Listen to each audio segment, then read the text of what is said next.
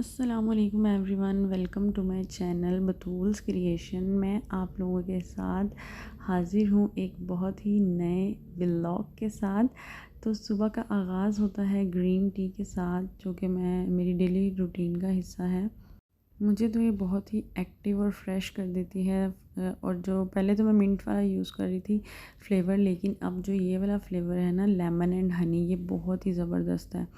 इसका एसेंस बहुत ज़बरदस्त है। जब ये बॉयल वाटर में आता है, इसकी जो खुशबू है वो बहुत अच्छी लगती है।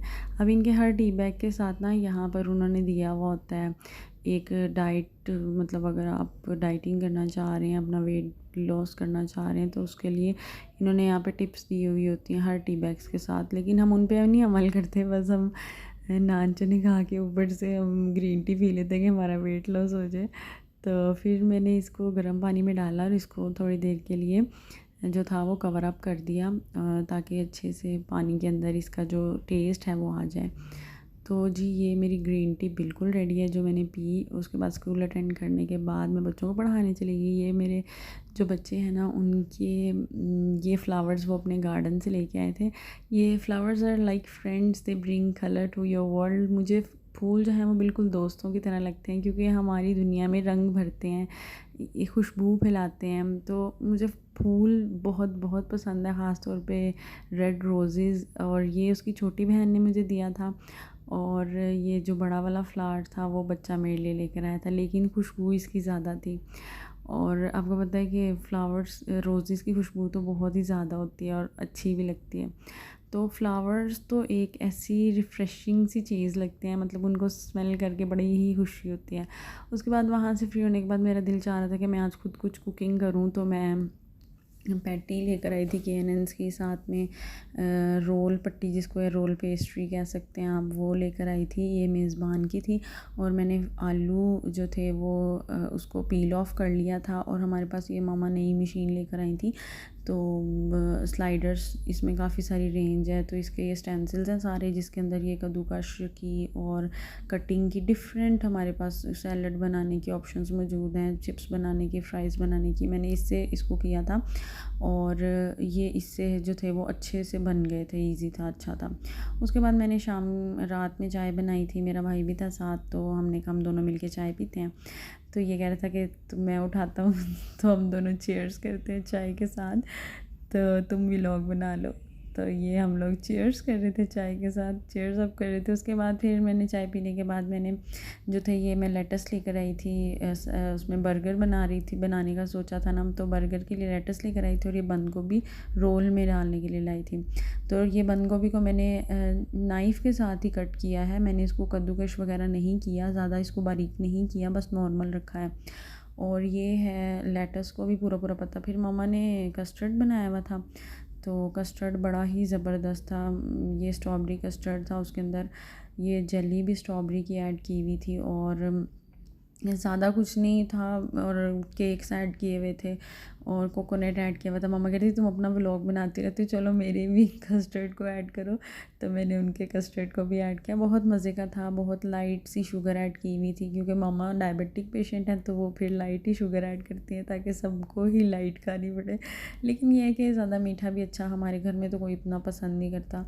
तो वो इसकी भी रेसिपी मैं आप लोगों के साथ ज़रूर शेयर करूँगी। आगे ईद आ रही है, तो आप लोग भी बनाइएगा। इसमें हम और भी कुछ चीज़ें ऐड करते हैं। इसमें हमने कैंडी बिस्किट को ऐड किया हुआ है, और केक ऐड किया हुआ है। उसके बाद ये मैंने पैटीज़ को डीफ्रॉस्ट करके, तो मैंने तवे पे तेल गरम किया, और मैंने जो है वो इसको फ्राई होने के लिए रख दिया। ये जैसे ही फ्राई हो रही थी, साथ साथ मैंने कहा बाकी काम भी देख लूँ। तो ये इसको मैंने अच्छे से ना 10 to 15 मिनट्स हल्की आंच पे फ्राई किया है, ताकि अच्छे से, कहते तो हैं ये हाफ़ पके हुए होते हैं, लेकिन मुझे सेटिस्फेक्शन नहीं होती। फिर मैंने अच्छे से, एक दो तो जल भी गए थे, इतने अच्छे से मैंने फ्राई कर लिया था। उसके बाद ये मैंने जो बंद गोभी कट की थी, उसके अंदर मैंने ये चिकन बॉयल करके श्रेड कर दिया है, और वो ऐड कर रही हूँ। बिल्कुल सिंपल रख रही हूँ, क्योंकि ज़्यादा मिर्च मसाले हमारे घर में पसंद नहीं किए जाते।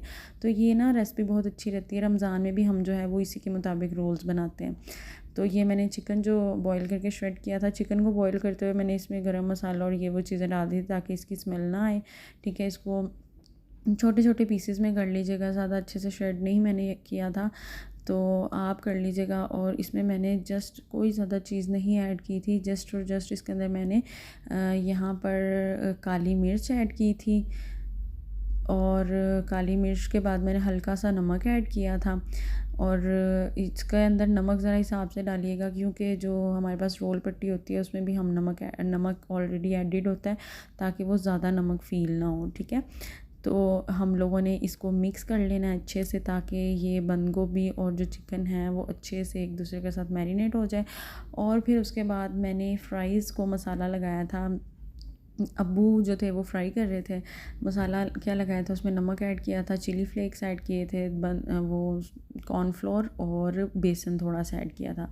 उसके बाद मैंने ये सोचा था कि ज़्यादा क्रिस्पी बने, तो उसके लिए मैंने इसको पहले एक बार फ्राई किया था, और फिर उसको मैंने बाबा को कहा था कि हम इसको थोड़ी देर के लिए ठंडा करेंगे और हम इसको दोबारा फिर जो है वो इसको हम दोबारा फिर फ्राई करेंगे, ताकि अच्छे से जो है वो क्रिस्पी से फ्राइज़ बने। तो ये हम लोग फ्राई कर रहे थे, और आप लोग भी इसको इस तरह करके ट्राई करके देखिएगा, बहुत अच्छे और मज़े के बनेंगे। जस्ट चिली फ्लेक्स, नमक और कॉर्नफ्लोर, और साथ में जो है वो थोड़ा सा बेसन ऐड कीजिएगा। कोई एक्स्ट्रा चीज़ वगैरह ऐड करने की ज़रूरत नहीं है, आप इससे लोडेड फ्राइज़ भी बना सकते हैं। उसके बाद दूसरी तरफ मेरे उसके बाद जी जो मेरे चिकन पैटी थे वो भी सारे मैंने फ्राई कर लिए थे।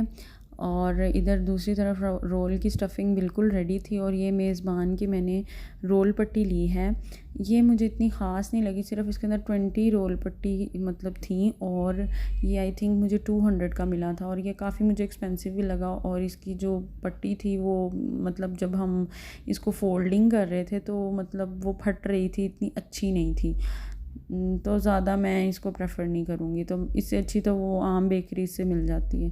तो इसके बाद मैं यहाँ पे जो रोल बनाने का मेरा तरीका है वो ये है कि मैं स्पून के साथ 1 या 1.5 स्पून जो है वो उसके अंदर स्टफ़िंग ऐड करती हूँ। चूँकि ये रोल पट्टी बड़ी थी तो मैंने इसमें ज़्यादा स्टफ़िंग ऐड की थी।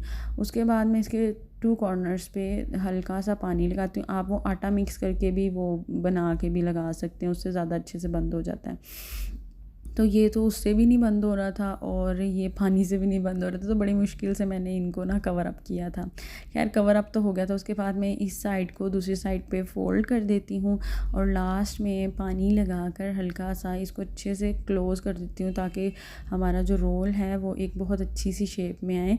आप इसको पानी लगा के थोड़ी देर छोड़ दें, ताकि ये थोड़ा सा अच्छी वे में अटैच हो जाए। तो ये मेरा एक रोल बन के तैयार हो गया। इसी पैटर्न के साथ मैंने बाकी रोल्स भी जो थे वो रेडी किए थे। आप देख सकते हैं मेरा ये तरीका है, पता नहीं आप लोग किस तरह से बनाते हैं। इसी तरह मेरे ख्याल कॉमनली आमतौर पे सब इसी तरह बनाते हैं, मेरा कोई ज़्यादा अच्छा तरीका नहीं है। उसके बाद मैंने इस सारी स्टफ़िंग के रोल्स बना लिए, और बाबा ने 1 टाइम सबको फ्राई करके एक जगह पे रख दिया था। आप देख सकते हैं कितनी अच्छे से गोल्डन फ्राई से हुए हैं, बड़ी अच्छी सी उसकी वो आ रही है, लुक आ रही है। दूसरी तरफ मैं रोल्स बना रही थी, और मेरी सिस्टर कह रही थी कि दिखाओ कैमरा में तुम्हारा व्लॉग रिकॉर्ड। उसके बाद मैंने ब्रेड एंड बियॉन्ड के ये बन लिए थे। इसके अंदर हम 4 ही थे, तो हम लोग 6 पर्सन थे, तो मैंने कहा 2 किसी और के ले लेते हैं। डॉन के 2 लिए थे, और 4 ये जो थे वो ब्रेड एंड बियॉन्ड के थे, क्योंकि इसमें 2 वाली पैकिंग नहीं थी। उसके बाद मैंने जो वो बर्गर की 1 साइड जो नीचे वाली साइड पे हम रखते हैं उसको पहले मैंने कर दिया था गरम, हल्का सा ऑयल तवे पे लगाकर उसको अच्छे से गरम कर लिया था। और मैंने यहाँ पे स्लैब को अच्छे से क्लीन करके, तो यहाँ पे मैंने मायोनीज़ लगाई सब पे। यहाँ पे पापा मेरी हेल्प कर रहे थे, क्योंकि मैं अकेली लगी हुई थी, मेरी सिस्टर नहीं थी, तो उनके पाँव पे चोट लगी हुई थी, तो वो नहीं कर सकती थी। तो फिर बाबा और भाई, ये भाई मेरे कहते हैं मैं केचप लगाता हूँ, तुम ना रिकॉर्ड कर लो। तो मेरी फैमिली माशाल्लाह से बहुत ज़्यादा ना सपोर्टिव है। उसके बाद बाबा यहाँ पे पैटीज़ रख रहे थे, चिकन पैटी जो हम लेकर आए थे फ्राई की थी कैनन्स की, वो थी। मुझे ना ये बर्गर बन के हिसाब से पैटी छोटी लगी थी, तो आइंदा अगर मैं लूँगी तो मैं छोटा बर्गर बन लूँगी। उसके बाद हमने लेटस का एक एक पूरा ये जो था लीफ वो इसके ऊपर रख दिया था, जिसको हम उर्दू में सलादी पत्ता भी बोलते हैं। तो बाबा इस सब बर्गर्स को असेंबल कर रहे थे और मैं रिकॉर्ड कर रही थी। ये सारा आइडिया मेरा था। और ये जो पैटी की प्राइस थी आई थिंक 550 थी या 600 थी, तो ये रीज़नेबल है। मतलब इतने में हम अगर 6 पैटी बर्गर्स बना लेते हैं। और ये 120 के 4 जो ब्रेड एंड बियॉन्ड के थे वो 4 120 के थे। ये मैंने ना एक बर्गर बन ज़्यादा बड़े थे जो 2 अलग से लिए थे, और जो ब्रेड एंड बियॉन्ड के वो तो उससे थोड़े से छोटे थे। तो मैंने वो नीचे वाला पार्ट किसी और बर्गर बन कर रख दिया था, ऊपर वाला किसी और का। फिर मैं बाद में ढूंढ रही थी कि कौन सा किसका पार्ट है।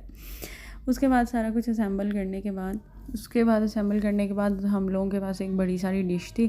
उसमें मैंने सोचा कि हम लोग ये सारा सामान ना इसको रखते हैं।